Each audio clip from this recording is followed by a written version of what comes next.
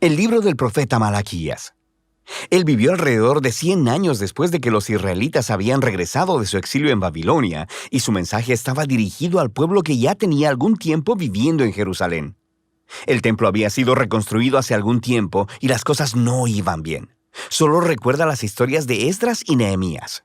Ahora, cuando los israelitas regresaron del exilio, sus expectativas eran altas. Ellos regresarían y reconstruirían sus vidas y el templo. Todas las asombrosas promesas de los profetas se harían realidad. El Mesías vendría y establecería el reino de Dios sobre un Israel unificado y sobre las naciones, y traería justicia y paz para todos. Pero eso no es lo que sucedió. Los israelitas que habían repoblado la ciudad demostraron ser tan infieles a Dios como sus ancestros, resultando en pobreza e injusticia. Así que en Malaquías descubrimos lo corrupta que se ha vuelto esta generación. El libro está diseñado como una serie de disputas, y la mayoría de las secciones comienzan con Dios diciendo algo, haciendo una declaración o acusación. Y luego Israel estaría en desacuerdo o cuestionaría la declaración de Dios, y luego Dios respondería y ofrecería la última palabra. Esto sucedió 6 veces. En las primeras 3 disputas, Dios expone la corrupción de Israel, y en las últimas 3 disputas, Él confronta su corrupción. Y la impresión general que obtienes de estos argumentos y disputas es que el exilio fundamentalmente no cambió nada en el pueblo.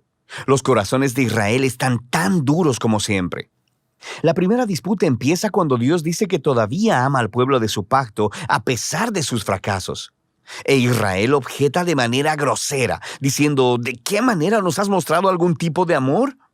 Así que Dios les recuerda de cómo en su gracia eligió a la familia de Jacob, su ancestro, para convertirse en la portadora de las promesas del pacto de Dios en lugar de a la familia de Esaú, su hermano, quienes eventualmente quedaron en la ruina. Recuerda las historias de Génesis y el libro de Abdías. Así que desde esta primera disputa, Israel se expone como suspicaz, dudando del amor y la fidelidad de Dios. La segunda disputa expone un problema con el segundo templo de Israel.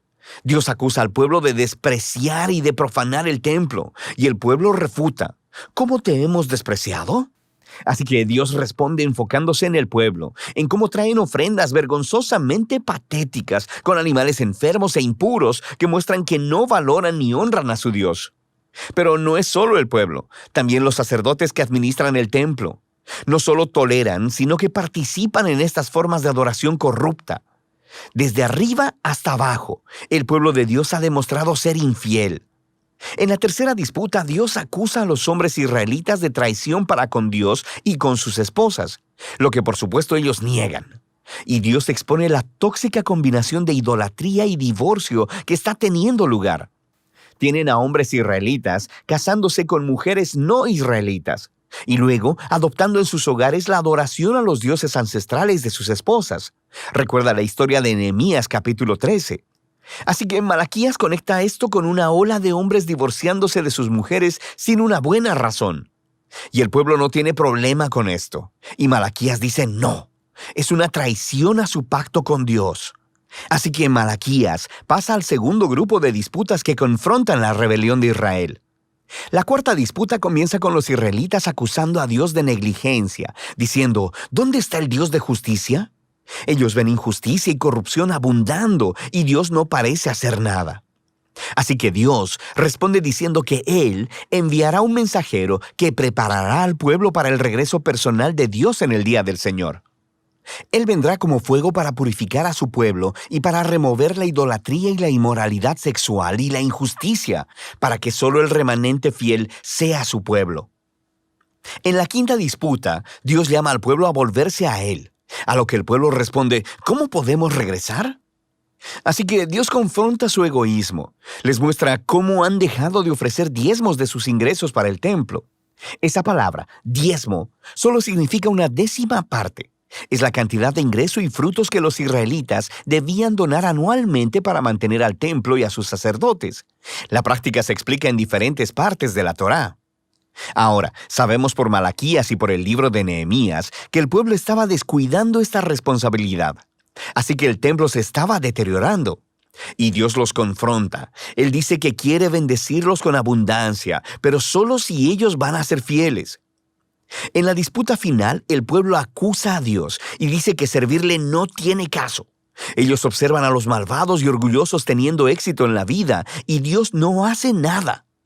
Y la respuesta de Dios, por primera vez en el libro, no es un discurso, sino más bien una historia corta acerca del remanente fiel en Israel, de las personas que temen al Señor y aman reunirse y hablar acerca de cómo honrar a Dios y cómo servirle.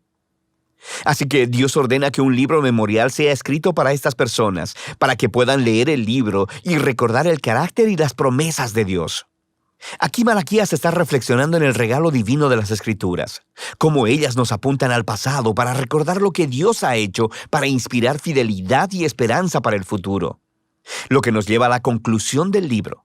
Esta retoma y desarrolla todavía más las imágenes de la cuarta disputa acerca del futuro día del Señor. Dios dice que ha determinado un día de juicio purificador que consumirá a los malvados de entre su pueblo.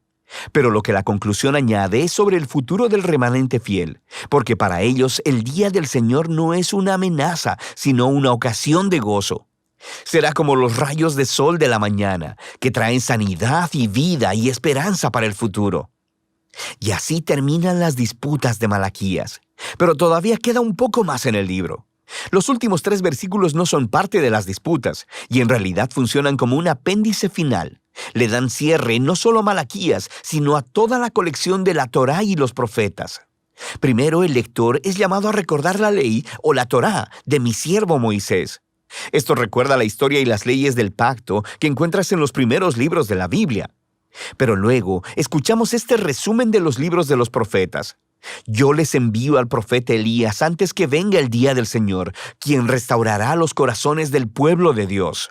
Así que esta conclusión resume la Torá y los profetas como una historia unificada que apunta al futuro.